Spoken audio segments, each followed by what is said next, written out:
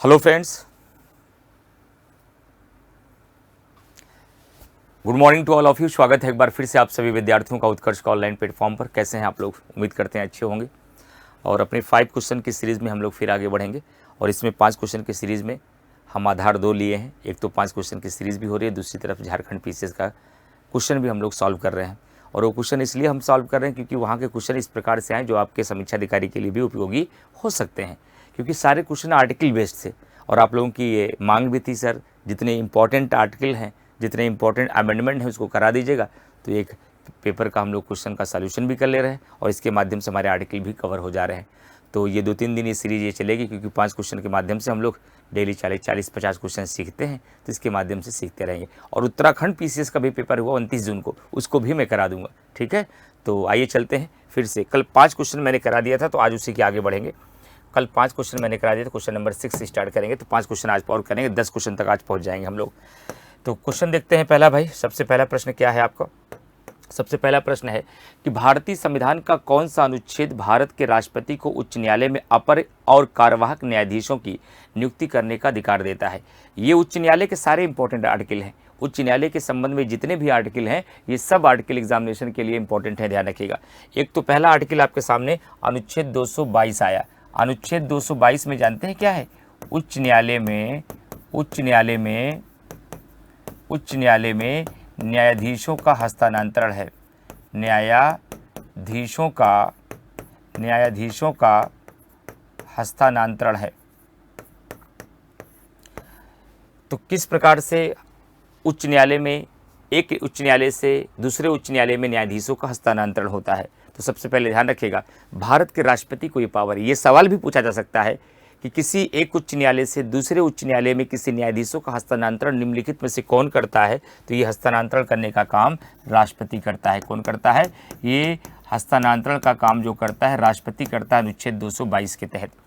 लेकिन राष्ट्रपति जब किसी एक हाई कोर्ट से, मान लीजिए एक हाई कोर्ट ये है और एक हाई कोर्ट ये है, इसका नाम है ए हाई कोर्ट, इसका नाम है बी हाई कोर्ट। यहाँ पर एक हाई न्यायाधीश है जिसका नाम है का और उसको जाना है खा में, और राष्ट्रपति जब इसका का हस्तांतरण बी में करेगा, बी हाई कोर्ट में, तो कैसे करेगा?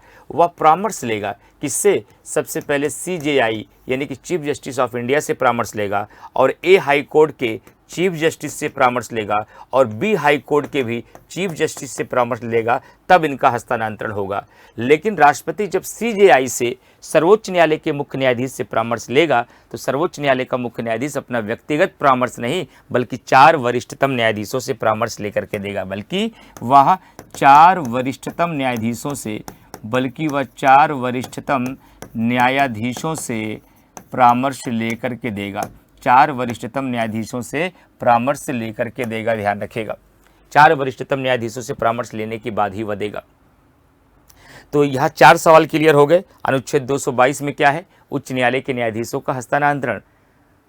उच्च न्यायालय के न्यायाधीशों का हस्तांतरण कौन करता है? राष्ट्रपति। किससे परामर्श लेता है? सर्वोच्च न्यायालय के मुख्य न्यायाधीश से। और सर्वोच्च न्यायालय का मुख्य न्यायाधीश ऐसा परामर्श कितने वरिष्ठतम न्यायाधीशों के बाद देता है? तो मैंने बताया कि 4 वरिष्ठतम न्यायाधीशों के परामर्श के बाद देता है। जबकि उच्च न्यायालय में जब न्यायाधीशों की नियुक्ति होती है तब सर्वोच्च न्यायालय का मुख्य न्यायाधीश केवल 2 वरिष्ठतम न्यायाधीशों से परामर्श लेता है।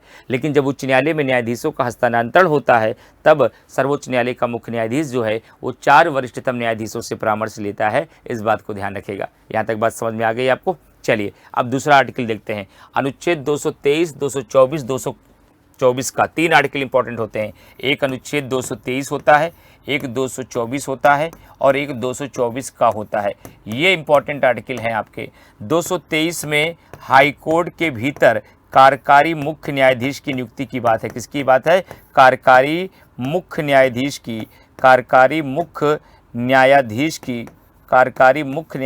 नियुक्ति की बात है।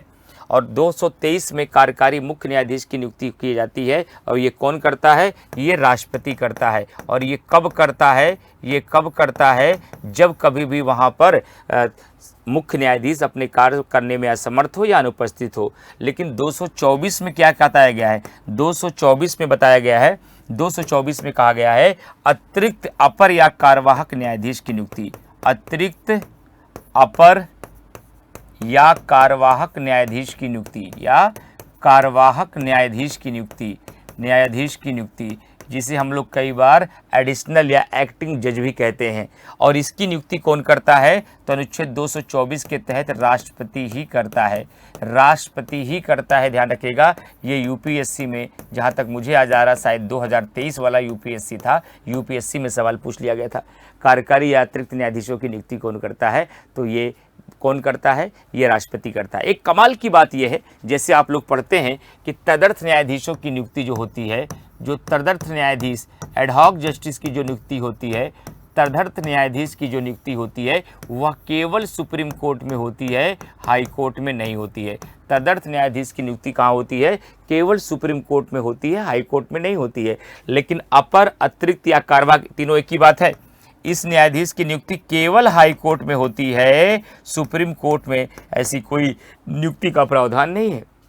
सुप्रीम कोर्ट में ऐसी कोई नियुक्ति नहीं होती है, नियुक्ति केवल हाई कोर्ट में होती है। और 224 का में क्या है? 224 का में सेवानिवृत्त न्यायाधीश की नियुक्ति का प्रावधान किया गया। किसमें? सेवानिवृत्त न्यायाधीश की नियुक्ति का, सेवानिवृत्त न्यायाधीश की नियुक्ति का प्रावधान किया गया है। सेवानिवृत्त न्यायाधीश की नियुक्ति का प्रावधान किया गया है, नियुक्ति का प्रावधान किया गया है, ये ध्यान रखिएगा, ये ध्यान रखिएगा।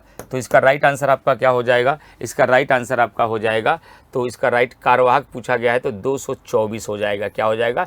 224 हो जाएगा, क्योंकि कार्यवाहक और अपर न्यायाधीशों की नियुक्ति की बात हो रही। तो 22 भी समझा दिया, 23 भी समझा दिया, 24 भी समझा दिया। कोई बच्चा स्क्रीनशॉट लेना चाहता है तो आप लोग ले सकते हैं। हम आगे बढ़ते हैं अगले सवाल की तरफ। क्वेश्चन नंबर 2, निम्नलिखित कथनों में निम्नलिखित में से भारतीय संविधान का कौन सा अनुच्छेद, सारे सवाल आर्टिकल के पूछे गए और इसी बहाने आप लोग का आर्टिकल का पूरा अच्छे से रिवीजन हो जा रहा है कि निम्नलिखित में से भारतीय संविधान का कौन सा अनुच्छेद या प्रावधान करता है कि बाह्य आक्रमण और आंतरिक अशांति से प्रत्येक राज्य की सुरक्षा करना संघ का कर्तव्य है, संघ का कर्तव्य है। तो ध्यान रखिएगा, भारतीय संविधान का एक आर्टिकल है अनुच्छेद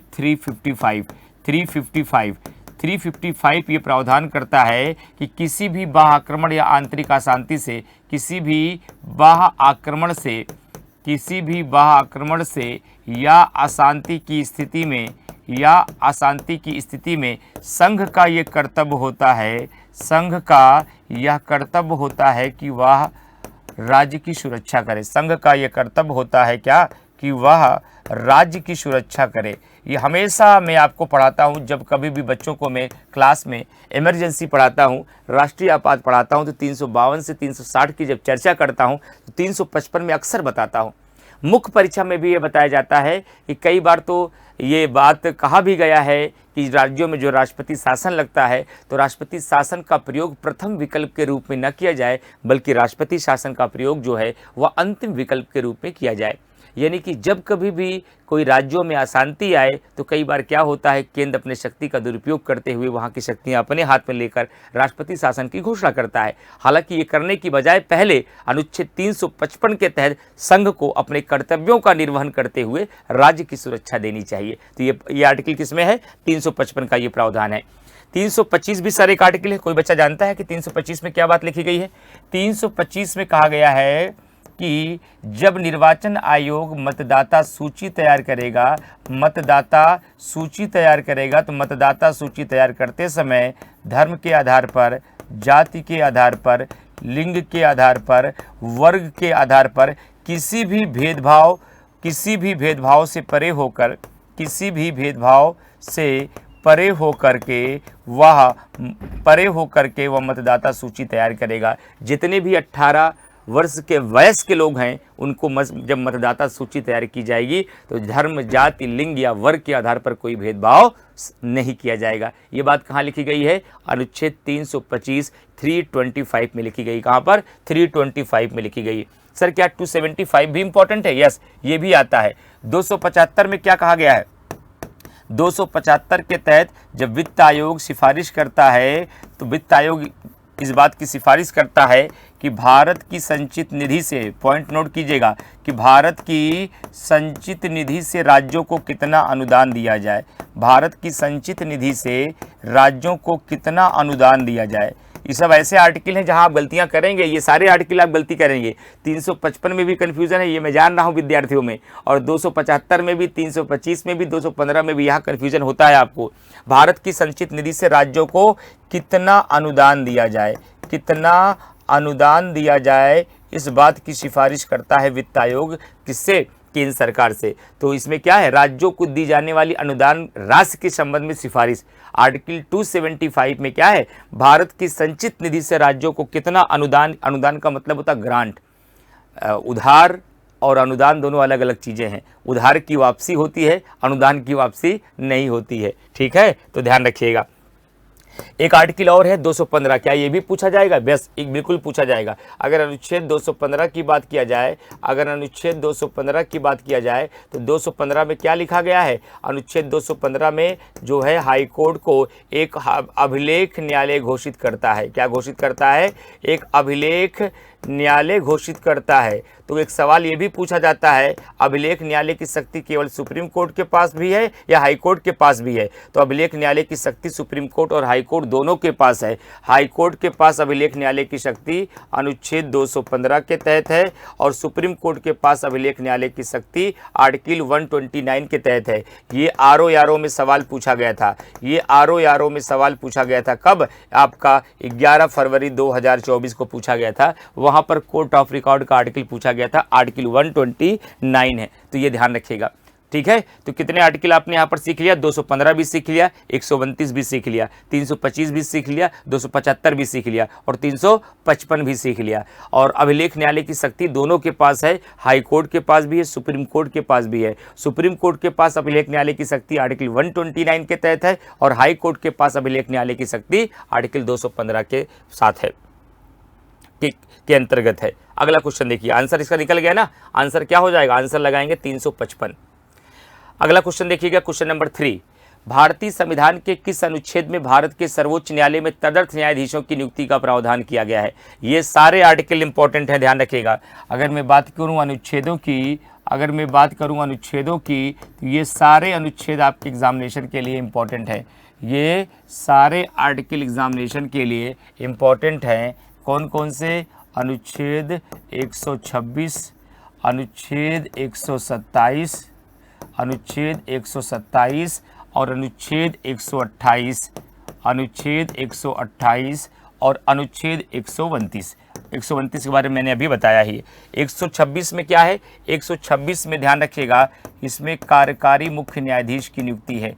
कार्यकारी मुख्य न्यायाधीश की नियुक्ति है। कहाँ पर? सुप्रीम कोर्ट में कार्यकारी मुख्य न्यायाधीश की नियुक्ति का प्रावधान किया गया है। और ये नियुक्ति का प्रावधान कहाँ पर किया गया है? सुप्रीम कोर्ट में किया गया है। और कार्यकारी मुख्य न्यायाधीश की नियुक्ति कौन करता है? राष्ट्रपति करता है।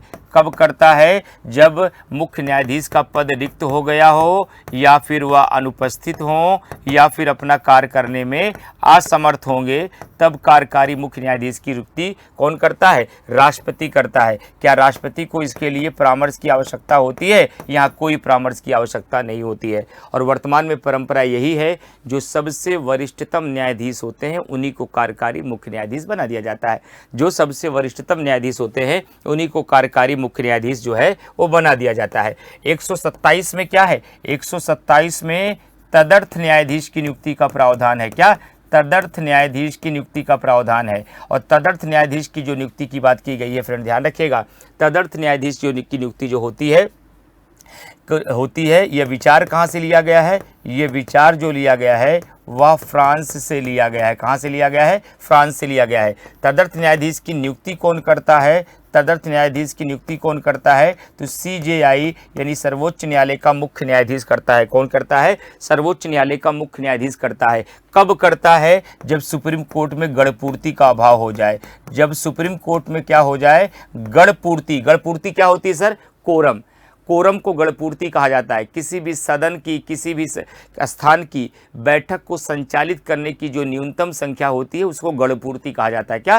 किसी भी सदन को संचालित करने की जो न्यूनतम संख्या होती है उसे गणपूर्ति कहा जाता है। वो प्रायः सदन की कुल संख्या का 1/10वां भाग होता है। अगर सुप्रीम कोर्ट में गणपूर्ति का अभाव हो गया है तो गणपूर्ति के अभाव में सर्वोच्च न्यायालय का मुख्य न्यायाधीश राष्ट्रपति की सहमति के बाद, किसकी सहमति के बाद? राष्ट्रपति की सहमति के बाद, राष्ट्रपति की सहमति के बाद क्या करता है? तदर्थ न्यायाधीश की नियुक्ति करता है। क्या करता है? तदर्थ न्यायाधीश की वह नियुक्ति करता है, ध्यान रखिएगा। और ये तदर्थ न्यायाधीश की नियुक्ति कहाँ से की जाती है? ये हाई कोर्ट से की जाती है। हाई कोर्ट के ऐसे न्यायाधीश को तदर्थ न्यायाधीश बनाया जा सकता है जो सुप्रीम कोर्ट का न्यायाधीश बनने की योग्यता रखता होगा, जो सुप्रीम कोर्ट का न्यायाधीश बनने की योग्यता रखता होगा। और अनुच्छेद 128 में क्या है? अनुच्छेद 128 में जो है वह सुप्रीम कोर्ट में सेवानिवृत्त न्यायाधीशों की नियुक्ति का प्रावधान करता है। सुप्रीम कोर्ट में ये सेवानिवृत्त न्यायाधीशों की नियुक्ति का प्रावधान करता है। सेवानिवृत्त न्यायाधीशों की नियुक्ति का प्रावधान ये करता है सुप्रीम कोर्ट। इस बात को ध्यान रखिएगा, सुप्रीम कोर्ट करता है और सुप्रीम कोर्ट में करता है अनुच्छेद 128। और सेवानिवृत्त न्यायाधीशों की नियुक्ति कौन करता है? CJI करता है। किसकी सहमति से? राष्ट्रपति की सहमति से करता है। और कब करता है? जब सुप्रीम कोर्ट में कारबोझ बढ़ जाता है। क्या? जब सुप्रीम कोर्ट में कारबोझ बढ़ जाता है, जब सुप्रीम कोर्ट में कारबोझ बढ़ जाता है तो ध्यान रखिएगा तब सेवानिवृत्त न्यायाधीशों की नियुक्ति होती है। और आर्टिकल 129 की अगर बात किया जाए तो इसमें सुप्रीम कोर्ट को अभिलेख न्यायालय घोषित किया गया है, कोर्ट ऑफ रिकॉर्ड घोषित किया गया है, कोर्ट ऑफ रिकॉर्ड यानी कि अभिलेख न्यायालय घोषित किया गया है। और यहाँ पूछा किसके बारे में गया है? केवल तदर्थ न्यायाधीशों के बारे में। तो राइट आंसर इसका 127 हो जाएगा। लेकिन मैंने 126 के बारे में भी सिखा दिया, 127 के बारे में भी सिखा दिया, 128 के बारे में भी सिखा दिया और 129 के बारे में भी सिखा दिया। क्वेश्चन नंबर 4 देखिएगा आज के सेशन का। क्वेश्चन नंबर 4 देखिएगा आज के सेशन का। भारतीय संविधान के किस अनुच्छेद में सर्वोच्च न्यायालय की बैठकों में सेवानिवृत्त न्यायाधीशों की उपस्थिति का प्रावधान किया गया है? ध्यान रखिए, सब सवाल मतलब हाई कोर्ट सुप्रीम कोर्ट से पूरा सवाल ही उठा दिया झारखंड PCS ने। और हाई कोर्ट और सुप्रीम कोर्ट से अक्सर सवाल जब आता है बच्चों से गलती भी होती है। तो भारतीय संविधान के किस अनुच्छेद में सर्वोच्च न्यायालय की बैठकों में सेवानिवृत्त न्यायाधीशों की उपस्थिति का प्रावधान है? तो अभी सेवानिवृत्त न्यायाधीशों की बात जो है वह सेवानिवृत्त न्यायाधीशों की बात जो मैंने की है वह 128 में की है ना। सेवानिवृत्त न्यायाधीशों की बात जो मैंने की है 128 में की है। 127 में तदर्थ न्यायाधीश मैंने बता ही दिया, 126 में कार्यकारी मुख्य न्यायाधीश भी मैंने बता दिया। अनुच्छेद 13 सिखा सकता हूँ आपको यहाँ पर मैं। अनुच्छेद 13 से सबसे पहले बात ध्यान रखिएगा, अनुच्छेद 13 जो है कुछ कानूनों से फंडामेंटल राइट को सुरक्षा देता है। क्या करता है? कुछ कानूनों से ये फंडामेंटल राइट को क्या देता है? संरक्षण देता है, ध्यान रखिएगा। और यही आर्टिकल है अनुच्छेद 13 जो ये न्यायपालिका को शक्ति प्रदान करता है। किसको? ये न्यायपालिका को शक्ति प्राप्त करता है। किस बात के लिए? कि जब कभी भी संसद या राज्य विधानमंडल द्वारा कोई ऐसा कानून बनाया जाए जो मौलिक अधिकारों से असंगत है तो न्यायपालिका उस कानूनों को उस मात्रा तक शून्य घोषित कर सकती है जिस मात्रा तक वह मौलिक अधिकारों के विरुद्ध है। न्यायपालिका उस कानूनों को उस मात्रा तक शून्य घोषित कर सकती है जिस मात्रा तक वह मौलिक अधिकारों से असंगत हो। तो इसी से अनुच्छेद 13 से न्यायालय को न्यायिक पुनर्विलोकन की शक्ति मिल जाती है। ये एक बार परीक्षा में सवाल पूछा आयोग ने कि निम्नलिखित में से कौन से आर्टिकल के तहत न्यायालय को न्यायिक पुनर्विलोकन की शक्ति मिलती है? तो अनुच्छेद 13 के तहत। अनुच्छेद 13 के तहत ध्यान रखिएगा, इसके माध्यम से सुप्रीम कोर्ट को जुडिशियल, सुप्रीम कोर्ट क्या हाई कोर्ट दोनों को, सुप्रीम कोर्ट और हाई कोर्ट दोनों को जुडिशियल रिव्यू की भी पावर प्राप्त होती है। कभी परीक्षा में अगर सवाल आ जाए कि निम्नलिखित में से कौन से मौलिक अधिकारों से सुप्रीम कोर्ट या हाई कोर्ट को न्यायिक पुनर्विलोकन की शक्ति प्राप्त होती है, तो अनुच्छेद 13 से। सर सुप्रीम कोर्ट को प्राप्त होती है कि हाई कोर्ट को भी? क्योंकि अनुच्छेद 13 में कहा गया है कि संसद और राज्य विधानमंडल का ऐसा कोई कानून जो मौलिक अधिकारों से असंगत होगा, न्यायपालिका ऐसे किसी भी कानून को रद्द कर सकती है। तो यहाँ न्यायपालिका से तात्पर्य न केवल सुप्रीम कोर्ट से है, यहाँ न्यायपालिका का तात्पर्य सुप्रीम कोर्ट और हाई कोर्ट दोनों से है। और अनुच्छेद 13 के ध्यान रखिएगा 4 खंड हैं, एक 13 क्लॉज 1 है और एक 13 क्लॉज 2 है और एक 13 क्लॉज 3 है और एक 13 क्लॉज 4 है। तो 13 क्लॉज 4 है। ये 3 क्लॉज तो मूल संविधान में थे, लेकिन 13(4) मूल संविधान में नहीं था, ये बाद में जोड़ा गया। ये संशोधन पूछ लिया जाता है कभी कभी एग्जाम में आपके कि 13(4) को किस संविधान संशोधन द्वारा जोड़ा गया। तो 13(4) को की अगर बात किया जाए तो इसे 24वां संविधान संशोधन द्वारा 1971 द्वारा जोड़ा गया। और इसमें क्या लिखा गया सर? इसमें लिखा गया कि संसद अनुच्छेद 368 के तहत अगर कोई विधि बनाती है, क्योंकि विधि 2 प्रकार की होती है फ्रेंड, विधि 2 प्रकार की होती है, एक सामान्य विधि, एक संविधान संशोधन विधि। एक सामान्य विधि और एक संविधान संशोधन विधि। अगर संविधान संशोधन विधि 368 के तहत कोई विधि बनाई जाएगी, उसे 13 क्लॉज 2 के तहत विधि नहीं माना जाएगा, उसे 13 क्लॉज 2 के तहत विधि नहीं माना जाएगा। और एक क्वेश्चन पूछा जाता है कि विधि शब्द को परिभाषित किस में किया गया है, तो अनुच्छेद 13 क्लॉज 3 के तहत विधि शब्द को परिभाषित किया गया है। क्या? अनुच्छेद 13 क्लॉज 3 के तहत विधि शब्द को क्या किया गया है? परिभाषित किया गया। ये भी क्वेश्चन आपके एग्जाम में पूछा जाता है। और विधि की परिभाषा के अंतर्गत किसे किसे विधि माना गया है, तो संसद और राज्य विधानमंडल के कानूनों को विधि माना गया है। राष्ट्रपति और राज्यपाल के अध्यादेशों को भी विधि माना गया है। किसी भी प्रशासन के आदेश, अधिसूचना, नियम, उपनियम को भी विधि माना गया है। इतना ही नहीं, हमारे समाज में विद्यमान कोई भी परंपरा, रीति रिवाज, रूढ़ियाँ अगर हमारे मौलिक अधिकारों का हनन करती हैं, तो वो रीतियाँ भी, वो रीति रिवाजें भी, वो परंपराएं भी, वो रूढ़ियाँ भी विधि मानी जाएंगी। ऐसी किसी विधियों को न्यायालय रद्द कर सकता है, ऐसी किसी प्रथाओं को भी रद्द कर सकता है। और दूसरी बात ध्यान रखिएगा, जो संसद और राज्य विधानमंडल का कानून होता है उसे हम अस्थायी कानून कहते हैं, और जो राष्ट्रपति और राज्यपाल का अध्यादेश होता है उसे हम अस्थायी कानून कहते हैं। और कई बार आयोग आपको फंसा सकता है कि अनुच्छेद 13 क्लॉज 3 के अंतर्गत विधि की परिभाषा में निम्नलिखित में से क्या शामिल है? अस्थायी विधि, अस्थायी विधि, कोई आदेश, अधिसूचना, नियम, उपनियम, कोई परंपरा, रीति या रूढ़ियाँ, ये सभी शामिल हैं। अस्थायी कानून का मतलब संसद और राज्य विधानमंडल का कानून। अस्थायी कानून का मतलब हुआ कि ये आपका राष्ट्रपति और राज्यपाल का अध्यादेश कहा जा रहा है। और अनुच्छेद 13 क्लॉज 1 में क्या कहा गया है? ये संविधान निर्माण के पूर्व की विधियों से सुरक्षा देता है। क्या देता है? ये संविधान निर्माण के पूर्व की विधियों से सुरक्षा देता है। यानी ये कहता है कि संविधान लागू होने की पहले की वह सारी विधियां जो मौलिक अधिकारों से असंगत होंगी, वह उस मात्रा तक शून्य मानी जाएंगी जिस मात्रा तक वह मौलिक अधिकारों का हनन करेंगी। यानी अनुच्छेद 13 क्लॉज 1 जो है ये संविधान निर्माण की पूर्व की विधियों से सुरक्षा देता है, लेकिन अनुच्छेद 13 क्लॉज 2 जो है ये संविधान निर्माण के बाद की विधियों से सुरक्षा देता है। यानी 26 जनवरी 1950 के बाद यदि कोई कानून बनाया जाएगा तो कौन बनाएगा? संसद बनाएगी। यानी कहने का तात्पर्य है कि आर्टिकल 13 क्लॉज 2 क्या कहता है? यदि संसद और राज्य विधानमंडल का कोई कानून हमारे मौलिक अधिकारों के से असंगत होता है, उनके साथ टकराव करता है, विरोध करता है, सीमित करता है, कम करता है, न्यून करता है, ऐसे किसी भी कानूनों को न्यायपालिका रद्द कर देगी। ये बात 13 क्लॉज 2 में लिखा है। क्लियर? तो इसका आंसर क्या हो गया? ये सेवानिवृत्त न्यायाधीशों की बात कर रहा था, आंसर सी हो गया। इसके आसपास के जितने सवाल थे वो मैंने आपको सब बता दिए। चलिए 5वां क्वेश्चन आज के सेशन का सबसे लास्ट क्वेश्चन है। आज के सेशन का सबसे लास्ट, एक और करूंगा, आज 6 कराऊंगा। आज 5 क्वेश्चन डेली सीरीज में 6 क्वेश्चन में कराऊंगा, क्योंकि अभी मेरे पास 5 मिनट समय और है। कि किस वर्ष संसद के दोनों सदनों की कार्यवाही का सीधा प्रसारण किया जा रहा है? तो ध्यान रखिए, ऐसे सवाल जब आते हैं तो गलत होते हैं। स्टैटिक जीके का सवाल है, ये स्टैटिक जीके का सवाल है कि संसद के दोनों सदनों की कार्यवाहियों का सीधा प्रसारण आकाशवाणी में दिसंबर 1994 से शुरू हुआ। ये बहुत कम बच्चे ये बात जानते होंगे। ये फैक्चुअल इन्फॉर्मेशन है, ध्यान रखिएगा। ये फैक्चुअल इन्फॉर्मेशन है कि किस वर्ष से संसद के दोनों सदनों की कार्यवाही का सीधा प्रसारण किया जा रहा है, तो 1994 से। एक क्वेश्चन और कराऊंगा, क्योंकि बड़ा ही इंपॉर्टेंट सवाल है, बहुत ही इंपॉर्टेंट क्वेश्चन है। यहाँ कई सारे आर्टिकल आप सीख जाएंगे, इसलिए क्वेश्चन में आपको ये भी कराऊंगा। क्वेश्चन पूछा गया, निम्नलिखित में से कौन सा युग्म सही है? एक तरफ विषय है, एक तरफ आर्टिकल है, लगभग इसमें 3 गलत है, एक ही सही है, और आपको कमेंट करके बताना है कि कौन सा इसमें सही है, कौन सा गलत है। तो संविधान संशोधन की प्रक्रिया 268 में नहीं, संविधान संशोधन की प्रक्रिया किसमें है? अनुच्छेद 368 में है। संविधान संशोधन की प्रक्रिया अनुच्छेद 368 में है। और भारत में संविधान संशोधन का विचार कहाँ से लिया गया है? ये विचार जो है वह साउथ अफ्रीका से लिया गया है। और संविधान संशोधन को किस भाग भाग में रखा गया है? ये भाग 20 में रखा गया है। भारत में अनुच्छेद 368 की प्रक्रिया में कितने प्रकार के संविधान संशोधनों का उल्लेख है? केवल 2 प्रकार का। कौन कौन सा? एक विशेष बहुमत से संशोधन, एक विशेष बहुमत से संशोधन, एक विशेष बहुमत से संशोधन और दूसरा विशेष बहुमत प्लस आधे राज्यों की, विशेष बहुमत प्लस आधे राज्यों की सहमति से संशोधन, प्लस आधे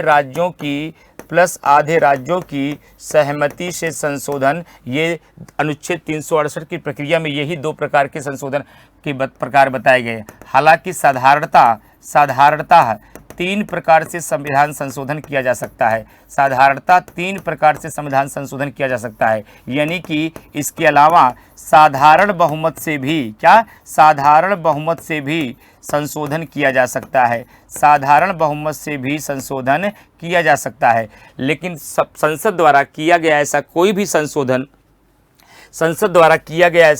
संशोधन जो सिंपल मेजॉरिटी से किया जाएगा, जो साधारण बहुमत से किया जाएगा, वो तकनीकी रूप से संविधान संशोधन नहीं माना जाएगा, क्योंकि साधारण बहुमत से होने वाले संशोधनों को अनुच्छेद 368 की प्रक्रिया में नहीं रखा गया है।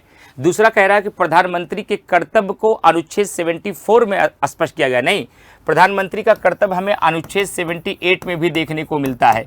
अनुच्छेद 78 के तहत क्योंकि कहा गया है कि प्रधानमंत्री का भी ये कर्तव्य है कि प्रधानमंत्री का ये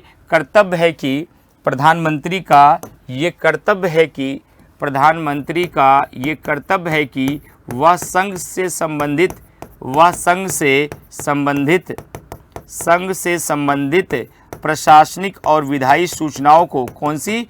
प्रशासनिक और विधायी सूचनाओं को वह समय समय पर राष्ट्रपति को अवगत कराए। तो 74 में क्या है? 74 में कहा गया है कि राष्ट्रपति को सलाह देने के लिए एक मंत्री परिषद होगी। मैंने कई बार शायद बता दिया है। राष्ट्रपति को सलाह देने के लिए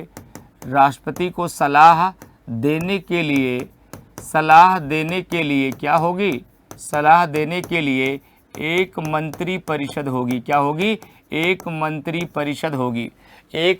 परिषद होगी, ध्यान रखिएगा। एक मंत्री परिषद होगी, वो ध्यान रखिएगा, राष्ट्रपति को सलाह देने के लिए। और इससे संबंधित 2 संशोधन जरूर याद रखिएगा। 42वें संविधान संशोधन के माध्यम से कहा गया है कि राष्ट्रपति मंत्रिपरिषद द्वारा दिए गए परामर्श को मानने हेतु बाध्य है। और 44वें संविधान संशोधन के द्वारा कहा गया कि भारत का राष्ट्रपति एक बार मंत्रिपरिषद द्वारा दिए गए परामर्श को पुनर्विचार के लिए वापस भेज सकता है। 2 संशोधन भी 74 में याद रखिएगा। अच्छा, 365 में बच्चे फंस जाते हैं। 365 में बच्चे फंस जाते हैं, ध्यान रखिएगा। आप राष्ट्रपति शासन पढ़ते हैं। क्या पढ़ते हैं? आप राष्ट्रपति शासन पढ़ते हैं। राष्ट्रपति शासन आप पढ़ते हैं 356 में। और बहुत सारे विद्यार्थी ये मान बैठते हैं कि राष्ट्रपति शासन की चर्चा केवल 356 में की गई। ऐसा बिल्कुल नहीं है। राष्ट्रपति शासन की चर्चा 365 में भी है, 365 में भी है। Then what is the differences between the 356 and 365? 356 कहता है कि भारत का राष्ट्रपति किसी राज्य का संवैधानिक तंत्र विफल हो जाने पर किसी राज्यपाल की रिपोर्ट के आधार पर या अन्यथा वह राष्ट्रपति शासन की घोषणा करता है। लेकिन भारतीय संविधान का आर्टिकल 365 क्या कहता है? भारतीय संविधान का आर्टिकल 365 कहता है जब कभी भी राज्यों के द्वारा केंद्र के निर्देशों का पालन नहीं किया जाएगा तो इसे भी संवैधानिक तंत्र की विफलता मानी जाएगी। और राज्य के द्वारा केंद्र के निर्देशों का पालन न करने पर भी भारत का राष्ट्रपति 365 के तहत राष्ट्रपति शासन की उद्घोषणा कर सकता है। यानी कि राष्ट्रपति शासन की चर्चा जहां एक तरफ आर्टिकल 356 में है, वहीं दूसरी तरफ आर्टिकल 365 में भी है। इसका मतलब है कि आपका ये स्टेटमेंट क्या है? ये स्टेटमेंट आपका सही है। ये स्टेटमेंट आपका सही है। तो ये पहला भी गलत था क्योंकि संविधान संशोधन 368 में है। दूसरा भी गलत है क्योंकि प्रधानमंत्री का कर्तव्य 78 में है। राष्ट्रपति शासन का 365 में। ये सही है, तो राइट आंसर सी हो जाएगा। सर ये अंतर्राज्यीय परिषद वाला बता दीजिए, ये सही नहीं है क्या? नहीं।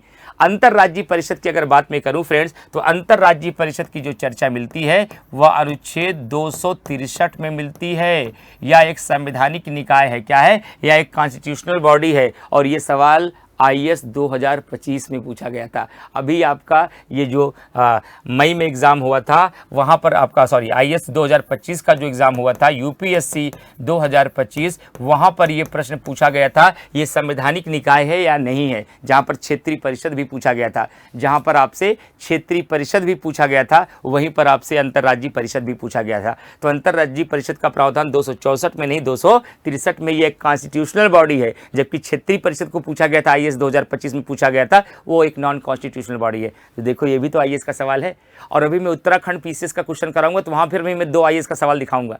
तो क्वेश्चनों का रिपीटेशन होता रहता है, एक आयोग में पूछा गया सवाल दूसरे आयोग में पूछा गया सवाल तीसरे आयोग में, इसलिए सभी आयोगों का सवाल का सॉल्व करना बहुत ज़रूरी है। तो मैं UK और झारखंड PCS का सवाल यहीं पर करा दे रहा हूं और इसी बहाने हम लोग पूरा नए सवाल भी सीख ले रहे हैं और पूरे आर्टिकल भी हो जा रहे हैं। तो अभी लगभग 24 सवाल, अभी हम लोगों ने 11 सवाल किए, 24 सवाल करने हैं और 24 सवाल के माध्यम से लगभग हम आपको 40, 50, 60 आर्टिकल सिखा देंगे, 60-70 आर्टिकल आपको हम सिखा देंगे। तो उम्मीद करते हैं कि आज के सेशन में भी आपने बहुत इंपॉर्टेंट आर्टिकल सीखे हैं जो आपकी परीक्षा के दृष्टिकोण से इंपॉर्टेंट भी है, जहां आपको कंफ्यूजन भी होता है। तो अगर यहाँ पर अच्छे सवाल नहीं होते ना तो मैं सॉल्व नहीं कराता, मैं 5 क्वेश्चन जिस तरह अपने तरीके से करा था वही कराता। तो मैंने गहरे गहरे सवाल तो करा दिए, लेकिन मुझे खतरा बार बार बना था कहीं ऐसा ना हो बच्चों को बहुत गहरा सिखा दूं और सरल वाला छोड़ जाए उनसे। तो हमको सिंपल भी कराना है, मीडियम भी कराना है, गहरा भी कराना है, संविधान संशोधन भी कराना है, आर्टिकल भी कराना है, विभिन्न प्रकार के केसेस भी कराना है।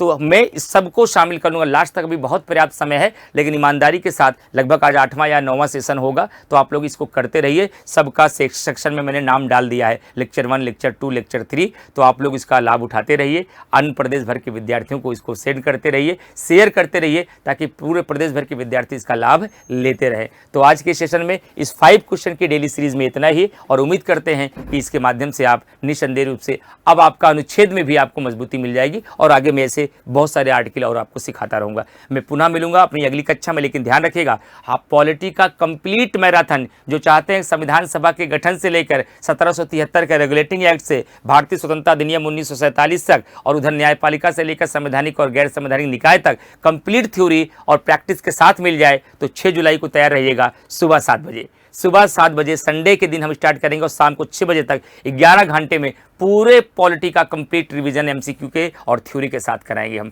तो आप सभी का इंतजार रहेगा उस सेशन में। तो अपने सभी साथियों को बताइएगा पॉलिटी का मैराथन 6 जुलाई सुबह 7 बजे संडे से स्टार्ट होगा। Thank you very much to all of you.